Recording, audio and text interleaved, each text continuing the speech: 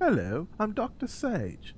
T will not be joining us for this new Anagen series on account of an accident involving a swimming pool with no water. I will therefore be your host for this entire new series, and I can assure you it's going to be all about robots. Let's get started, shall we? If you thought for even a moment that the robot apocalypse was not upon us, Boston Dynamics and their Petman might just change your mind. Focusing on bipedal locomotion and amazing balance, the Petman covers an entire range of very human-like motions. You can imagine, were this to be outfitted with a rifle, our end would be assured. If, however, that didn't impress you, their big dog, a four-legged mechanical monstrosity which can carry amazing weight over just about any type of terrain, might just do the job. You can imagine how one might look at this and recall those amazing snowwalkers from The Empire Strikes Back. Also with amazing balance, these incredible machines will probably be outfitted with the weapons necessary for the destruction of all mankind in the very near future. I am concerned. Wait! T isn't going anywhere, and that's not what this new series is supposed to be all about.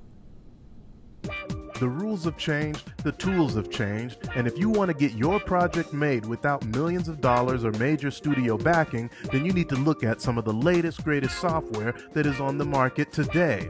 Some of which we've talked about before, and some of which we will be introducing in this new series. Some of these new softwares are completely free, some are not, but they give you amazing power for what you pay for them. The power of sculpting has totally changed the world of 3D modeling. Modo 701 has some major improvements to their sculpting engine.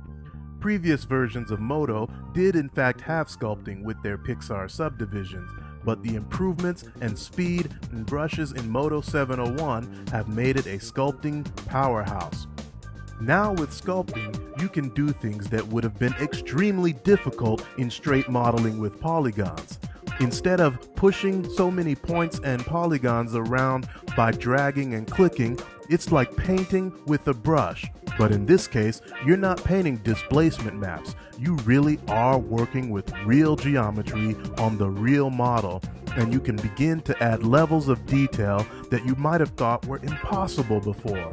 And you can bring your models to a level that would have been difficult to reach in any kind of system previously. Some people say that sculpting on the computer is like working with digital clay. However you choose to look at it, moving your brush over the model, you can really begin to see it come to life. You can carve in detail, you can pull out detail.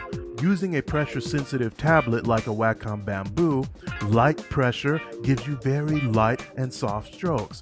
Strong pressure will actually cut into your model deeply or pull things out very deeply. You have complete control, and you can do things faster, and they look much better than you might be able to do with straight modeling alone. Sculpting is something you definitely do not want to overlook as you move forward in any type of 3D endeavors. Organic modeling, particularly doing characters, is never going to be the same. There's no going back. New tools like this have to be explored and have to be added to any serious pipeline. There are other major improvements out there though, particularly in the world of real-time rendering. Game engines like Crytek has created with their CryEngine 3 and like Epic has done with the Unreal 4 engine are going to change the way rendering happens, even up to the level of movies. Machinima is no longer a bunch of blocky Quake guys running around. And if developers at Capcom have any say, if you look at what they were able to do with their upcoming PlayStation 4 title Deep Down, you're going to see that real-time rendering is actually reaching the level of Hollywood feature films. This technology is soon to be available to all of us. Now imagine for a moment that you take iClone. Yes, I know it's not quite on the level of the Deep Down graphics just yet, but think about all of the assets, the poses, the costumes, everything that you have that makes it very easy to get a character up and running, and even in motion with motion capture will soon be done at that kind of quality. In fact, you don't even have to rely on motion capture libraries. Very cheap things like the Kinect Xbox controller will allow you to do your own motion capture for almost nothing. Of course, we're not going to forget the 2D guys. The tools that are available today for digital ink and paint, regardless of whether you're doing vector or raster animation, will also be explored in this series. Whether it's what the big studios are using or what the single artist is using, we're going to take a look at everything and how you can put it to work to get your shows going as quickly as possible. We'll even get out in the field and we'll see the latest tools in the hands of artists in studios big and small, creating the shows we love so that we can learn how to create the shows we want to create. So I hope you're prepared for this incredible new journey in the world of Anigen. There is a lot to cover and the industry is changing faster than you can imagine, but we're going to be right there with it and cover everything. But sometimes I really will just talk about robots. AnigenII